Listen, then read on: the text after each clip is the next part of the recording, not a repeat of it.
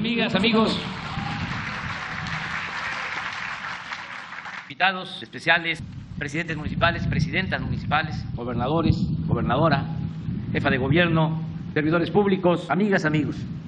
Nos da mucho gusto conmemorar aquí en Paraíso, Tabasco, el 4º aniversario del triunfo en la elección presidencial del 1 de julio del 2018. El inicio del periodo de prueba de esta refinería es todo un acontecimiento y un distintivo de nuestra política de transformación. En los 36 años del periodo neoliberal o neoporfirista, nunca se construyó en el país una refinería. Durante todo ese tiempo se apostó a vender petróleo crudo y comprar en el extranjero gasolinas, diésel y otros combustibles. De manera deliberada y por corrupción, los gobernantes buscaban destruir la industria petrolera nacional. No podemos olvidar que acabaron con la petroquímica, que dejaron en estado lamentable las 6 refinerías que se construyeron a lo largo de nuestra historia y que reformaron la Constitución para privatizar el petróleo, aunque no les alcanzó el tiempo para terminar de entregar todos los yacimientos y consumar esa gran infamia. Con nuestro triunfo decidimos aplicar una nueva política energética. En materia petrolera, el objetivo, claro, es dejar de exportar crudo y procesar la materia prima en el país para ser autosuficientes en gasolinas y diésel. Por eso, desde que llegamos al gobierno, al tiempo que invertíamos en exploración y extracción de petróleo para frenar, como aquí se ha dicho, la constante caída en la producción, decidimos modernizar las 6 refinerías existentes, lo cual nos ha permitido aumentar casi al doble la capacidad productiva. Es decir, pasamos de transformar 485,000 barriles diarios a 863,000 al día de hoy. El año próximo se tendrá capacidad para procesar 1,200,000 barriles. A ello debe agregarse que oportunamente se decidió construir esta refinería, como aquí se explicó por Rocío Nale, que en efecto, le dijimos,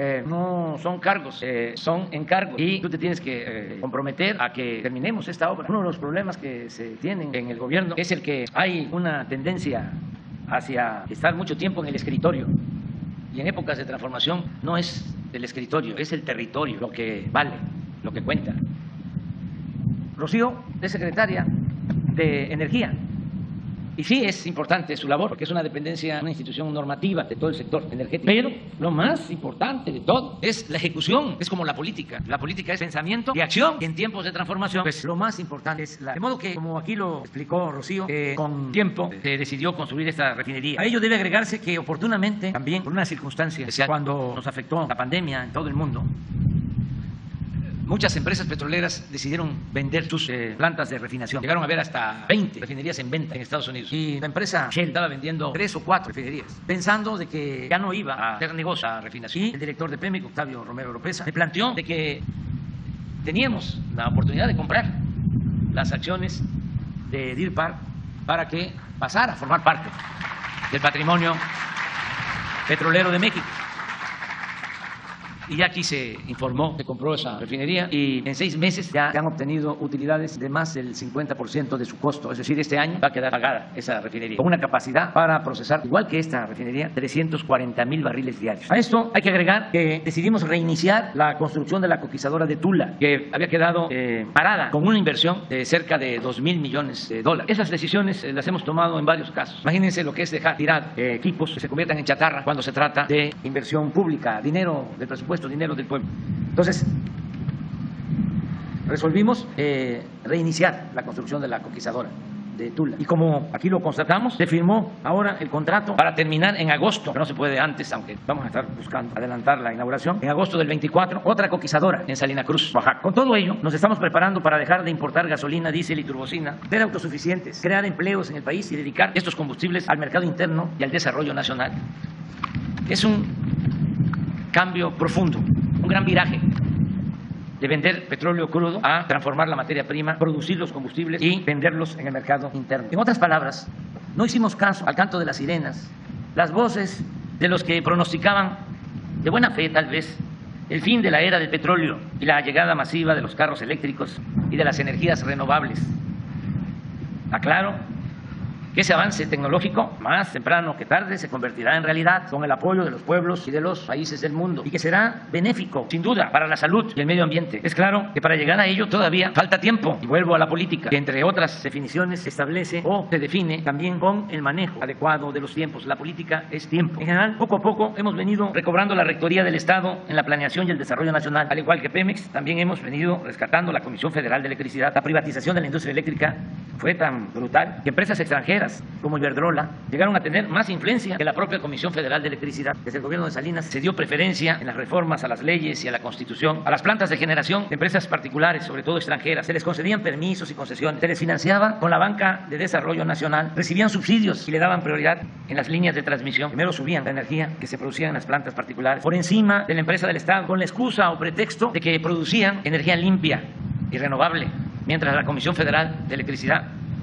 según ellos, producía energía sucia. Era la empresa pública ninguneada, al grado que no se consideraba como energía limpia y renovable la producida en las plantas hidroeléctricas, cuyas turbinas permanecían apagadas o subutilizadas. Todo esto se ha venido corrigiendo, aún con la actitud atrasada, retrógrada y antipatriota de una buena cantidad de legisladores y de algunos jueces, magistrados y ministros. Sin embargo, según la última resolución de la Suprema Corte de Justicia de la Nación, ya ha quedado de manifiesto que la planeación en materia eléctrica corresponde a la Secretaría de Energía y que las plantas de la Comisión Federal de Electricidad pueden operar a toda su capacidad. Además, se ha declarado como fraude a la ley la práctica tramposa de hacer pasar como empresarios del sector eléctrico a grandes consumidores de energía, lo que les reportaba beneficios, privilegios, subsidios, en la forma de tarifas más bajas que las pagadas por los consumidores domésticos. Tanto en el rescate de Pemex como en el de la Comisión Federal de Electricidad, los técnicos y los trabajadores de estas dos empresas públicas han tenido un papel fundamental. No hubiésemos podido cambiar la política energética sin el apoyo y el respaldo de los técnicos y de los trabajadores de México. Agradezco la actitud, la ayuda, la cooperación de los dirigentes sindicales de Pemex y de la Comisión Federal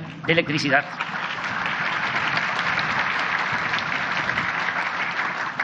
Así como la participación responsable y profesional de pequeñas, medianas y grandes empresas de la construcción, los que nos han ayudado con las nuevas tecnologías, los transportistas y empresarios de todas las ramas de la economía. Me da gusto, por ejemplo, que en esta refinería y en otras obras esté participando la empresa ICA, que tiene un historial de experiencia, de profesionalismo muy importante, a veces con periodos eclipsados por malas decisiones, pero podemos decir que ahora ICA está en su mejor momento, una empresa que es orgullo de la construcción, en la construcción de obras en nuestro país y en el extranjero. También quiero hacer un reconocimiento, un homenaje al empresario más austero y más institucional de México, que es también nuestro orgullo, Carlos Slim, que nos acompaña.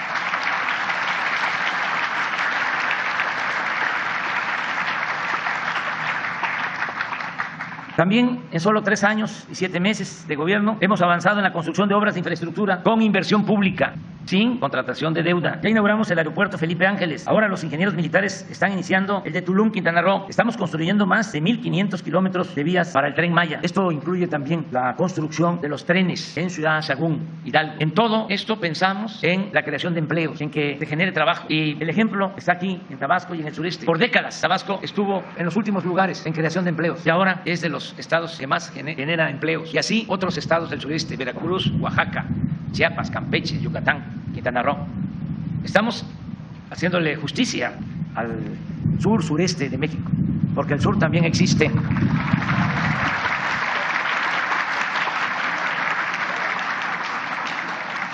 Teníamos la preocupación, estamos en la fase constructiva, todos ustedes lo saben. La industria de la construcción es muy noble porque en muy poco tiempo rápido se reactiva la economía, se generan muchos empleos, se apoya a los trabajadores. Pero termina la fase constructiva y ya no es lo mismo. Esta refinería en promedio ocupó alrededor de 25,000 trabajadores diarios, pero va a ser operada por 1,500 especialistas. ¿Qué vamos a hacer con los 23,500 que van a demandar trabajo? Por eso están muy contentos y son extraordinarios. ¡Que vivan los trabajadores!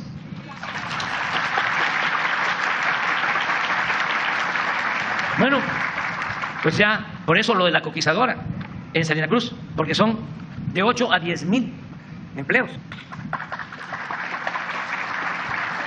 Aquí está el gobernador de Oaxaca, Alejandro Murat, que está recibiendo esta buena noticia. Y también ya viene la fase de más demanda de mano de obra en el Tren Maya. Entonces no se van a quedar sin trabajo los que ya hicieron su obra aquí, en Dos Bocas. Continúa en marcha, por eso, el proyecto de los parques industriales, la modernización de puertos y la construcción del tren del Istmo de Tehuantepec. También vamos a rehabilitar las vías férreas y los puentes de Coatzacoalcos a Palenque, que es la vía del ferrocarril. Ya también se decidió llevar a cabo esta obra desde Coatzacoalcos a Palenque y de ahí vamos a tener la conexión ya con el Tren Maya. Esta obra está a cargo de la Secretaría de Marina. Está aquí nuestro almirante, él es el responsable. Y también vamos a iniciar la rehabilitación de la vía férrea de Ixtepec, del Istmo, hasta la frontera con Guatemala.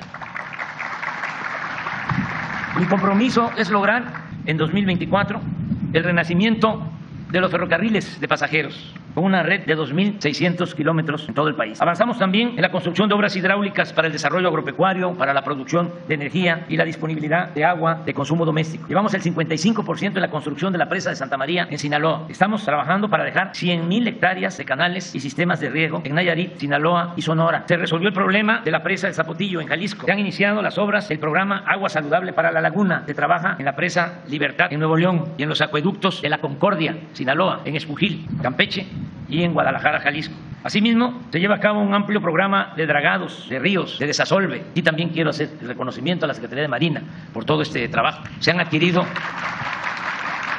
dragas como no se había hecho en otros tiempos y se están desasolvando los ríos, arroyos, se están construyendo bordos y otras obras para proteger a la gente de las inundaciones. Por cierto, ya se está atendiendo a 20.000 familias afectadas por el huracán Ágata en la costa de Oaxaca. Aprovecho para agradecer el apoyo excepcional de las Fuerzas Armadas, tanto de la Secretaría de la Defensa como de la Secretaría de Marina. En casos de desastre, los oficiales, los soldados, marinos, sus efectivos han sido y seguirán siendo los primeros en llegar allí donde se necesita el auxilio urgente a la población. Se continúa apoyando al medio rural. Los programas Sembrando Vida, Producción para el Bienestar, Precios de Garantía, Fertilizantes y Ayuda a Pescadores benefician a 3.500.000 campesinos, incluyendo sus familias. Además, esta acción, en las circunstancias actuales, es fundamental para garantizar la producción de alimentos y mitigar los efectos de la inflación, la cual se agravó por la pandemia y recientemente por la guerra en Ucrania. La enseñanza mayor, que no se nos vaya a olvidar esa lección, porque eso también hace la diferencia entre el modelo neoliberal que se impuso y lo que nosotros estamos llevando a la práctica. Antes se decía, en un mundo globalizado no interesa producir en el país, no interesa fomentar el campo. Alguien llegó a decir que la mejor política industrial era la que no existía, porque se tenía esa idea.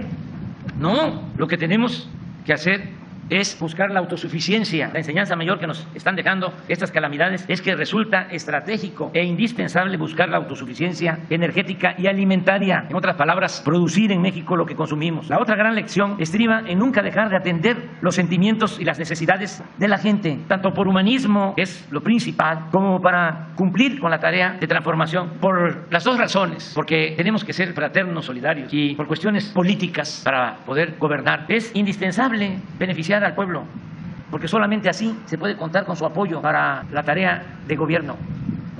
No se puede darle la espalda a la gente. El triunfo de una revolución de las conciencias, de una revolución moral, pacífica y duradera, solo es posible con un programa social atrevido, no solo que convenza, sino que conmueva y haga posible el empuje y el respaldo de la gente. Esa es la clave. Ya son 25 millones de familias que reciben de manera directa al menos uno de los programas para el bienestar que se están implementando. Es decir, se benefician de una pensión 10.500.000 adultos mayores. Esto no existía. Es un orgullo poder decir que todos los adultos mayores, después de los 65 años, tienen una pensión, y también es muy humano poder ayudar a 1 millón de personas con discapacidad que también reciben pensión. Como nunca, estamos otorgando 11 millones de becas desde el preescolar hasta el nivel de posgrado.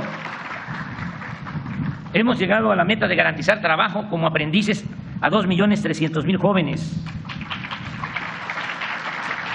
Y como ya dijimos, 3.500.000 campesinos y pescadores obtienen un jornal para que siembren, para que cultiven sus tierras, y se les apoya con un recurso económico de manera periódica. Si a ello agregamos los sueldos y prestaciones de maestros, médicos, soldados, marinos y otros servidores públicos, tenemos que al 80% de los hogares de México llega sin intermediarios, cuando menos una pequeña cantidad del presupuesto público.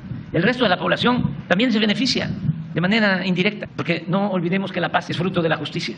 Si se garantiza el bienestar de la mayoría del pueblo, hay paz, hay tranquilidad. Podemos todos vivir sin miedos y sin temores. Combatir la pobreza no es un gasto, es una inversión. Y, repito, una inversión que tiene que ver con lo humano, que es lo mero principal. También, si el grueso de la población dispone de algún dinero para gastar, se beneficia la industria, se beneficia el comercio, se fortalece el mercado interno. Se ayudan empresas, profesionistas, artesanos, comerciantes, incluso trabajadores informales. Hemos vacunado a 89.069.598 personas contra el COVID-19, lo cual nos ayudó a salvar muchas vidas. Y ahora, cuando la pandemia rebrota sin su gravedad original y sin dañar tanto como antes, estamos dedicados a levantar el sistema de salud pública para contar con buenas unidades médicas, centros de salud, clínicas, hospitales, con médicos generales, especialistas, con medicamentos suficientes y estudios clínicos, y con todo el personal médico, porque es un compromiso basificado. Así, antes de terminar nuestro gobierno, haremos realidad el mandato constitucional del derecho gratuito y universal a la salud. Lo mismo estamos haciendo en lo educativo. Hemos basificado a 400,000 trabajadores de este sector. Se aumentaron los sueldos a maestras y maestros. Estamos mejorando los contenidos de los libros de texto y se han entregado hasta ahora a las sociedades de madres y padres de familia presupuestos para el mantenimiento de 68,000 escuelas. Continuamos apoyando la cultura, el deporte, cuidando el medio ambiente. Reitero, no hemos otorgado ninguna concesión minera. No se permite el fracking ni el maíz transgénico. Hemos creado parques ecológicos de recreación y cultura. Declaramos 2 reservas naturales y están en proceso 6 más. Añado que el programa de reforestación de México, y este es otro timbre de orgullo, el programa de reforestación que estamos aplicando en México es el más importante del mundo. Implica sembrar 1.200 millones de árboles en 1.100.000 hectáreas, con una inversión de $1.450 millones anuales. Ni en Estados Unidos, ni en China, ni en Rusia, ni en ningún país se invierte en reforestación esta cantidad. También procurando el bienestar de todos y en particular de los más necesitados, se ha garantizado la gobernabilidad y sigue siendo nuestra prioridad conseguir el anhelado propósito de vivir en paz, con tranquilidad. Al respecto, puedo informar que desde el inicio de nuestro gobierno hasta la actualidad hemos reducido los delitos del fuero federal en 30%. Ha disminuido y eso es lo que más nos ha costado. De todas maneras, ya hay una tendencia a la baja, hay una disminución en homicidios dolosos del 5%. El secuestro se ha reducido en 44%. El robo de vehículo también en 40%. El robo en general en 24%.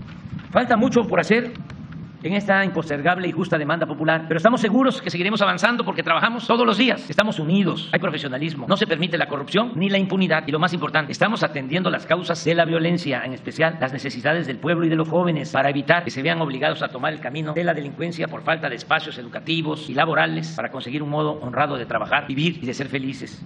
En materia económica, a pesar de la crisis desatada por la pandemia y ahora por la guerra en Ucrania, estamos saliendo adelante. Desde que llegamos, el peso no se ha devaluado como siempre sucedía. Nuestra moneda es la más fuerte en América Latina y se ha apreciado más que el euro en el tiempo que llevamos.